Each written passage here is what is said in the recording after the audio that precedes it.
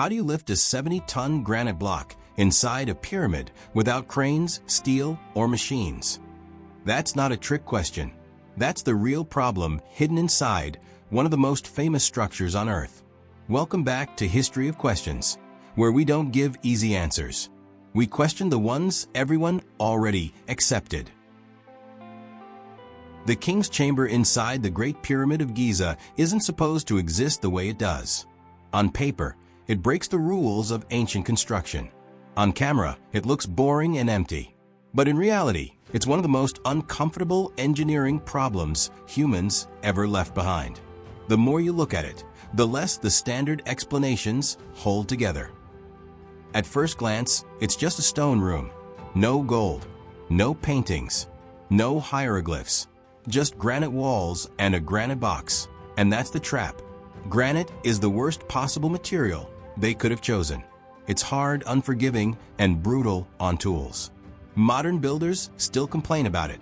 And yet, this entire chamber is made from it, which only makes sense if the builders knew exactly what they were doing.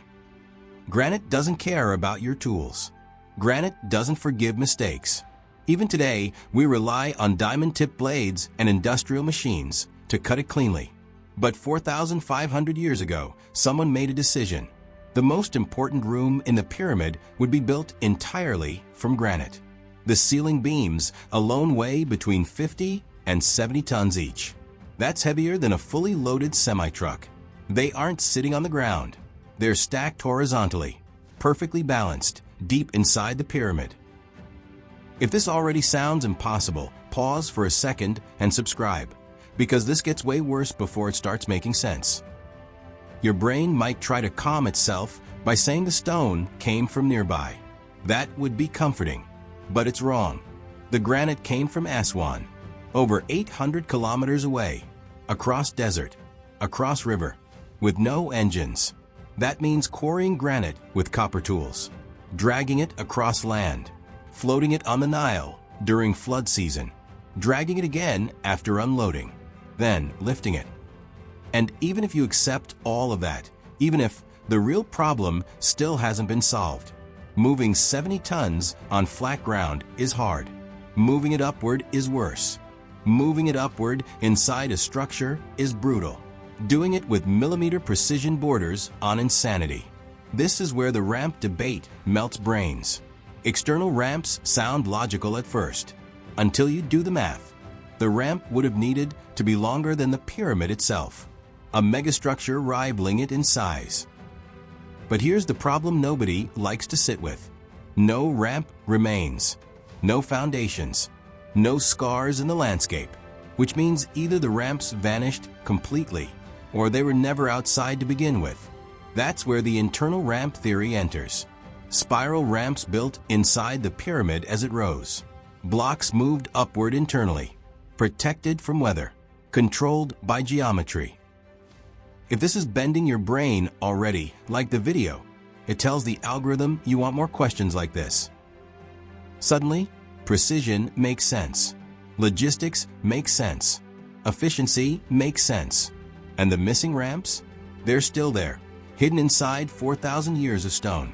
But even this doesn't fully explain the king's chamber, because above are relieving chambers, layered granite beams, designed to redirect millions of tons of pressure away from the room below. That means the builders understood load paths, stress distribution, failure prevention. This isn't primitive stacking. This is structural engineering. And here's the quiet detail that ruins assumptions. The king's chamber has stood for 4,500 years. No steel, no concrete, no repairs. If this is changing how you see ancient history, comment keep going. I want to know you're still with me. Now, let's talk about cutting granite. The joints are so tight a razor blade barely fits between them. Granite doesn't allow last-minute adjustments. Once it's cut, that's it. That level of precision means this wasn't guesswork. It was a system, repeatable, refined, passed down over generations, protected knowledge. Then there's alignment. The pyramid is aligned to cardinal directions with insane accuracy. better than many modern buildings made with GPS. That requires surveying, astronomy, planning from day one. Some shafts cut through massive stone at precise angles.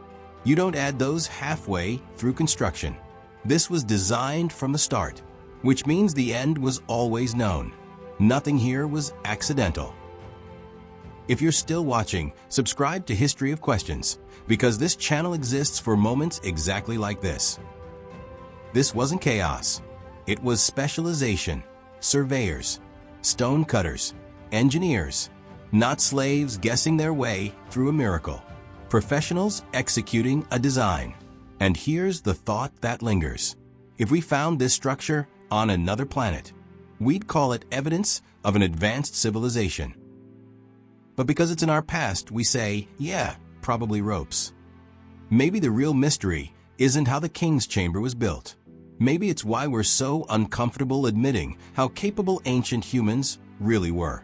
Because once you accept that, the pyramid stops being a relic and starts being a reminder.